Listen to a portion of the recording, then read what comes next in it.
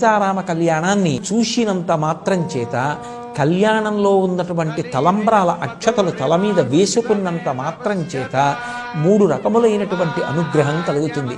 యజ్ఞం చెయ్యాలనేటటువంటి బుద్ధి కలిగి ఆ యజ్ఞం చేసినటువంటి కారణం చేత దేవతల యొక్క అనుగ్రహాన్ని పొంది అంతా కూడా వర్ధిల్లుతుంది.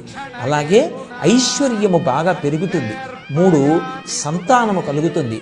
కళ్యాణము వలన పొందనటువంటి ప్రయోజనము లోకంలో ఉండదు. అన్ని ప్రయోజనములు పొందవచ్చు. అంత గొప్ప ప్రయోజనములకు ఆలవాలమైనటువంటి సీతారామ కళ్యాణాన్ని వాడవాడలా నిర్వహిస్తారు. సీతారామ కళ్యాణాన్ని చూసినంత మాత్రం చేత కళ్యాణంలో ఉన్నటువంటి తలంబ్రాల అక్షతలు తల మీద వేసుకున్నంత మాత్రం చేత 3 రకములైనటువంటి అనుగ్రహం కలుగుతుంది. యజ్ఞం చెయ్యాలనేటటువంటి బుద్ధి కలిగి ఆ యజ్ఞం చేసినటువంటి కారణం చేత దేవతల యొక్క అనుగ్రహాన్ని పొంది అంతా కూడా